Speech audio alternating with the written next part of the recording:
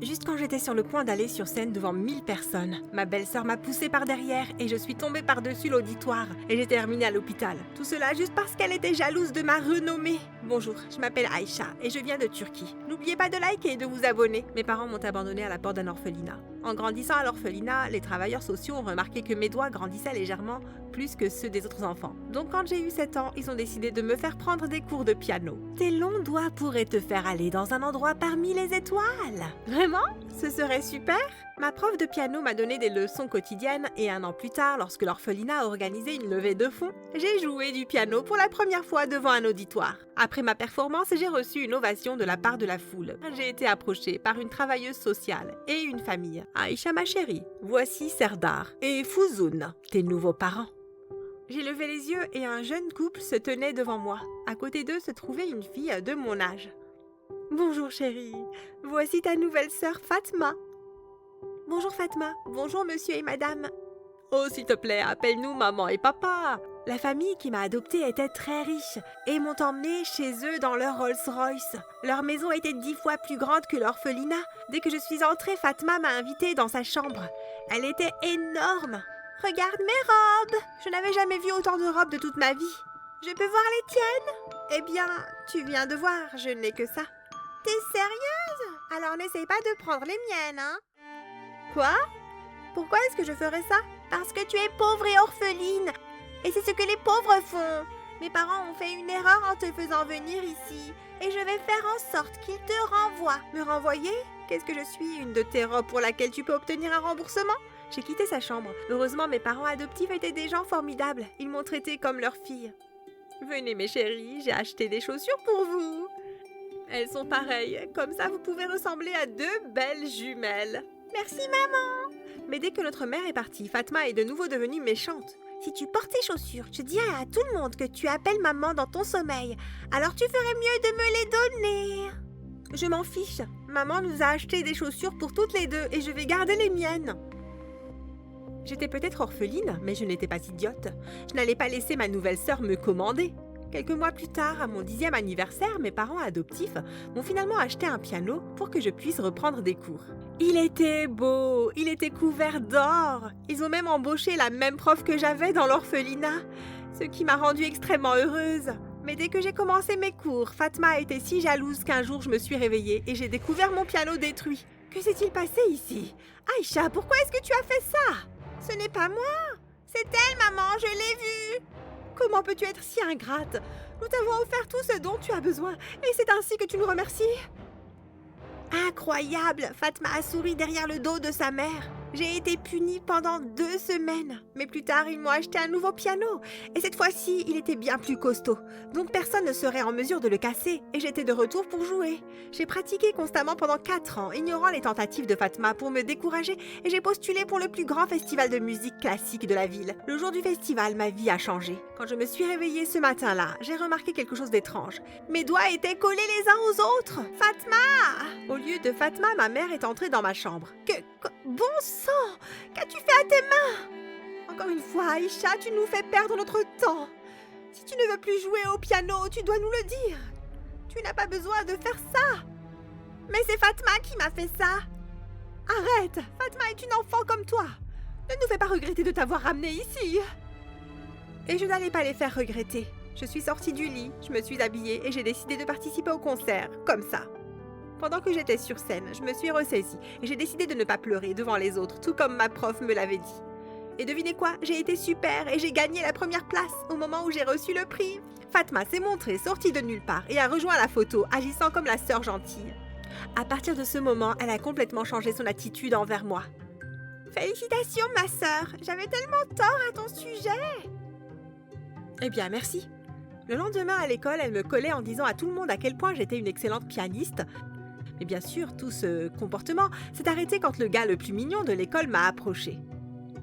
Il s'appelait Ahmed. Salut Aïcha. J'ai immédiatement arrêté de jouer. Non, s'il te plaît, continue. J'adore écouter ta musique. Je suis devenue toute rouge, mais j'ai continué. J'avais l'impression qu'il me dévisageait pendant que je jouais. Oh Ahmed, qu'est-ce que tu fais ici? Je te cherche depuis un petit moment. Puis elle a pris sa main avant de partir ensemble. Mais elle est revenue seule 2 minutes après. Écoute-moi, ma pauvre orpheline. Tu as tout ce que tu voulais de ma vie. Mais Ahmed est à moi. Est-ce que tu m'entends? C'est ton petit ami? Il pourrait le devenir si tu nous laisses tranquille. Si jamais je te revois avec lui, tu auras beaucoup de problèmes. Puis elle est partie. C'était quoi son problème? Ahmed était super mignon, mais si elle le voulait, et il la voulait, quoi que ce soit.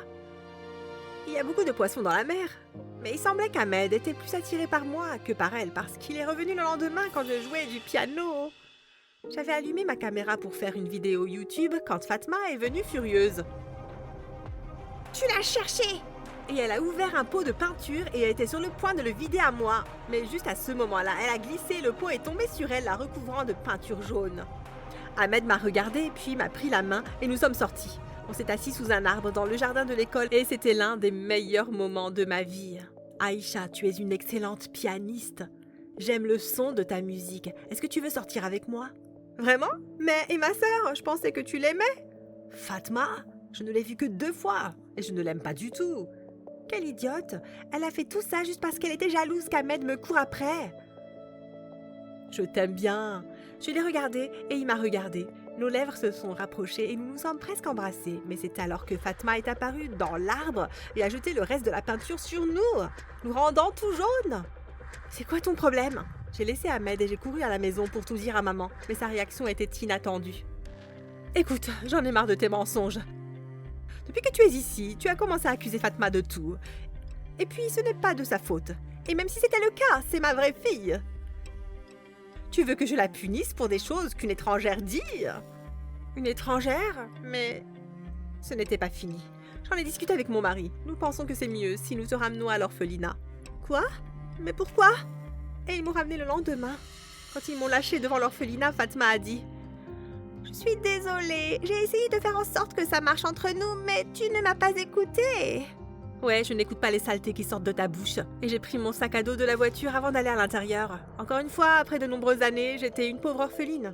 J'ai repris mes leçons de piano, et au cours des 2 années suivantes, j'ai été l'une des plus célèbres pianistes du pays. Quand j'ai eu 18 ans, j'ai été autorisée à participer à une tournée mondiale et à faire l'ouverture pour le plus grand pianiste. Un honneur. Un soir après avoir fermé le concert à Bruxelles, j'ai décidé de marcher jusqu'à l'hôtel. Sur le chemin, j'ai vu un gars marcher et tenir la main d'une fille. Mais quand je me suis rapprochée d'eux, je les ai entendus parler en turc et j'ai regardé une seconde fois.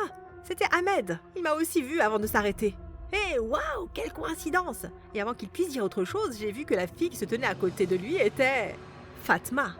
Eh bien, je vois que certaines personnes ont changé à la fin. Nous avons déménagé à Bruxelles pour étudier à l'université, pas dans des classes d'orphelinat. Allons-y, chérie, nous n'avons pas de temps à perdre avec cette personne inutile. Il semblait qu'Ahmed voulait dire quelque chose, mais Fatma lui a tiré le bras et ils sont partis. Dès que je suis arrivée chez moi, je suis devenue un peu nostalgique.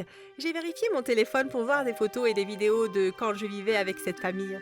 À ma grande surprise, j'ai trouvé la vidéo de quand je jouais du piano et devinez quoi?